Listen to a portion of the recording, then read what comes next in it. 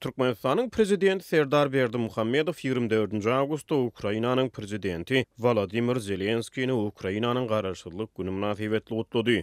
6 ay bäri Rus agressiýasyna garşy, Russiýanyň esassyz çodurşyna garşy söwüşýän ýurdun döwlet ýolbaşçysyny we halkyna iýerilen gutlawdy uruş we parahatçylyk agdalmady. Ukraina 24 awgustda Sovet Soýuzynyň alan garaşdyrlygynyň 31-nji ýyl dönümini Rus raketalarynyň zarbasynyň astyna belledi. Türkmenistanyň prezidenti şu ýakymly mümkinçilikden peýdalanyp prezident Volodymyr Zelenskiýe tüýs ýürekden berk jan saglyk bagtyarlyk Ukrainanyň halkyna bolsa durnuklyk, rowaşlyk arzu etdi diýip Türkmenistanyň döwlet habarlar agentligi ýazýar. Russiya 24 fevralda öz goňşusy postsovet Ukraina esassyz goşuny girdi. Halkara jemgyýetçiligi 141 döwlet 3 martda Birleşen Milletler Guramasynyň baş assambleýasyna ses berip Russiýanyň Ukrainadaky agressiýasyny ýazgyrdy. Türkmenistan bu ses berişlige gatnaşmady. Türkmenistan Russiýanyň Ukraina sebäpli çodurşyny ýazgyrman gelýär. Finçiler Türkmen prezidentiniň Rus raketalarynyň astyna garaşdyrlyk bayramyny belleýän Ukrainanyň prezidentini beren gutlaw hatyna uruş we parahatçylygy agdamadlygyna reaksiýa bildirýärler. Pragada ýaşaýan türkmen ýazgysy we finçi Hudaýberdi Haly 25 awgustda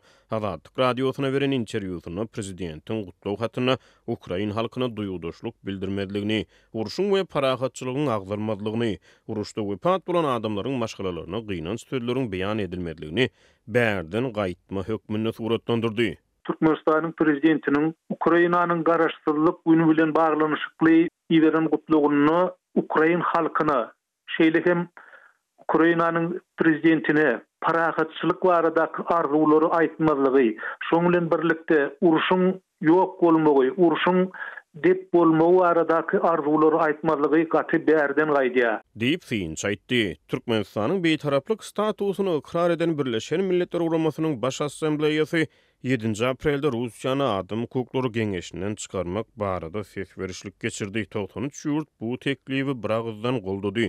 Türkmenistan bu ses berişlige de gatnaşmady.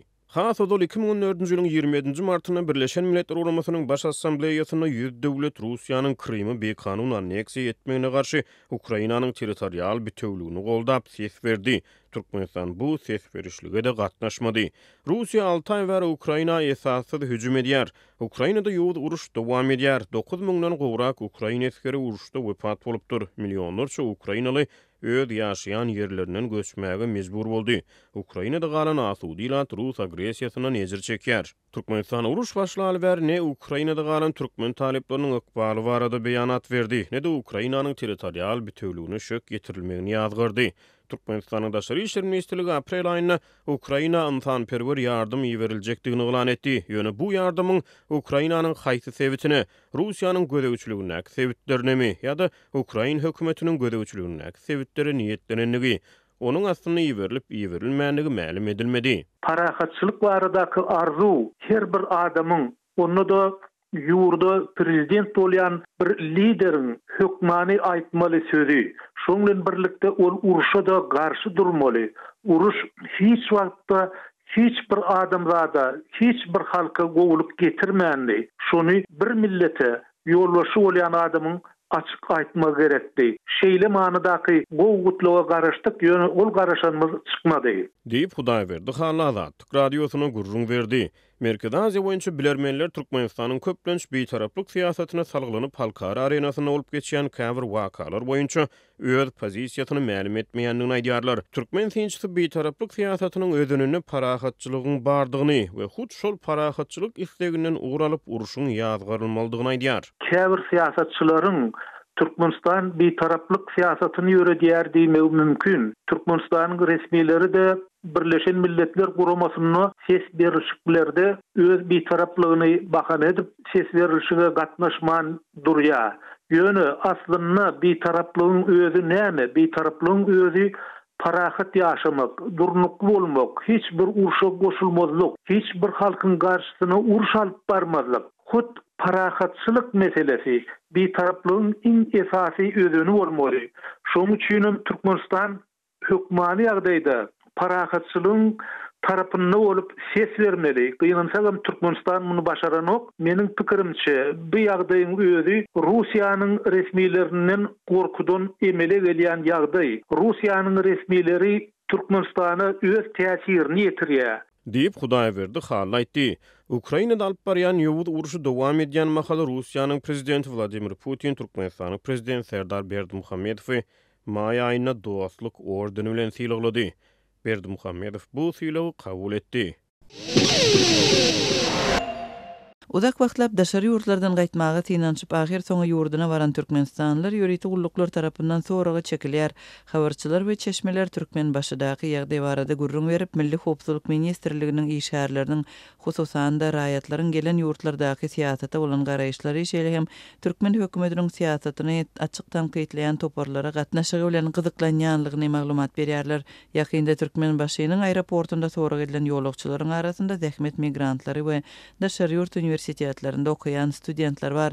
Bu arada 25 Awgust Azatlyň habarçylary we çeşmeleri gurrun berdiler. Türkmen maşynyň halkary howa mendiline daşary ýurtlarda okuýanda iş sebäpli bolan raýatlardan şol ýurtlaryň içerik siýasaty barada näme pikir edýänlikleri sorulýar.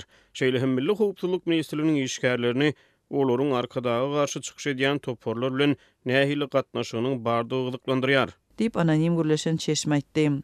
Türkmen häkimetlerining ýurda barýan raýatlaryny soragy çekmegi ilkinji gedek däl.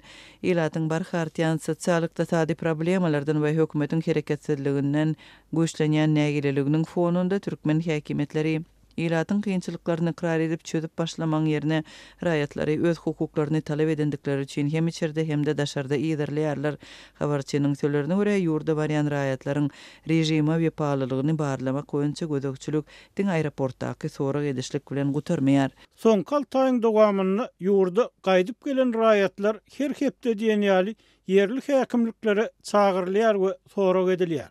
Olardan hatda bank kartlarynaky pullarynyň möçleri we pulun näme sarp edilenini barada hem hasabat talap edilýär. Dip soragy çekilenleriň ençe mesulen gürleşen Azatlyň habarçysy aýdýar. Azatlyga ma'lum bolan ýagdaýlaryň birinde Belarus Universitetine gutaryp gelen türkmen başly Milli Howpsuzlyk Ministrliginiň işgärleriniň özüniň hem ýagyn ýakynda öýlerini gaýdyp baran beýleki adamlaryň jibi telefonlaryny konfiskasiýa edenligini görüň berdi. Onuň sözlerine görä bir aý dowam eden barlygdan soň telefonlar eýlerine gaýtarylyp berilipdir. Bu aralykda ýigit her hepde bir gezek Milli Howpsuzlyk Ministrliginiň işgärleriniň gurnan söhbetdeşliklerini barmagy we soraglaryna jogap bermäge mejbur edilipdir. Sorag wagtyny beýleki studentleriň goşa durnaň içinäki yaramaz toporlary değişi dünýäde ýokdugyny anyklamak istediler. Şeýle bolsa jekmejik gurrun bermegi, olary satmagy talap etdiler. Hyzmatdaşlyk etmekden ýüze bursaň, goramaga synarsaň diplomdan mahrum etmek ýa-da tutsak etmek bilen haýbat atdylar. Dip Türkmen başı şäheriniň ýaşaýjysy Azatlyk radiosynyň habarçysy bilen gurrundaşlykda aýtdy. Ýene bir ýagdaýda Balkan vilayatynyň etraplarynyň biriniň ýaşaýjysy Milli Howpsuzlyk Ministrliginiň işgärleriniň onuň Türkiýede bolan wagtynda türkmen hökümetiniň siýasatyny açyk tanqidleýän raýatlar hakda maglumatlary soranlygyny gurrun berdi. Onuň sözlerine görä ondan hususan da grajdan aktivisti Dursultan Taganowanyň internetdäki çykyşlaryna tomoşa edip etmeýänligi, protest çykyşlaryna gatnaşmanlygy ýa-da muny edýän adamlar hakda näme bilýänligi soralypdyr. Sorag edişlik bilen bagly başdan geçirenlerini Azatlyň habarçysy bilen paýlaşan türkmen başynyň ýaşaýjylary öz watandaşlaryna ýurda gelmezden ozal jibi telefonlaryndaky maglumatlary gözden geçirmegi hem problema döredip biljek maglumatlary ýok etmegi maslahat berýändiklerini aýdýarlar. Azatlyk radiosy söhbetdeşleriniň atlaryny we beýleki şahsy maglumatlaryny olaryň howpsuzlygy nukta nazaryndan agdamakdan saklanýar. Ýakynda türkmen häkimetleri daşary ýurtlarda şol sanda Türkiýede galan raýatlaryny ýurda getirmek ugrundaky tagallalaryny biraz güýçlendirdi. Bu Istanbulyň aeroportunda geçirilen bir näçe protestden soň bolup geçdi. Ýygnanan ýüzlerçe raýat Türkmenistanyň hökümetinden ýurduna dolanmak üçin şert döretmegi talap etdi. Türkmenistanda koronawirusyň bardygyny we onuň netijelerini resmi taýdan inkar edýän hökümet pandemiýanyň başynda ýatyran halkara uçuşlaryny doly dikeltmedi. Türkmen häkimetleri paýta ýygymynda mejburi zähmetden peýdalanyp, ýurdun oba hojalyk pudowyny belli bir derejede büdjet işgärleriniň hasabyna dolandyrmagy dowam etdirýärler. Mary vilayatynyň edara kärhanalarynyň käbirinde işgärler paýta ýygmak üçin ekin meýdanlaryna iýberilse, käbirinde işgärlerden hakyna tutuljak ýygymçy işçiler üçin pul ýygnalýar. Bu barada Azatlyk radiosynyň Sewitdäki habarçysy we çeşmesi habar berdi. Marda paýta ýygymy yığımı başlandı. Bu bolsa büdjetçilerin aylık haklarından paýta yığımına pul çöplemek mövsümünün başlanandygyny hem aňladýar diýip marly büdjet işgäri anonimlik şertinde 25 awgustda gurrun berdi. Büdjet işgärleriniň ençemesiniň habarçymyda aýtmagyna görä, her idaradan günde azyndan 15 sany işgäri yığım üçün paýta meýdanyna uğratmak talap edilýär. Idara ýolbaşçylary işgär iýermeň deregine hakyna işçi tutýarlar.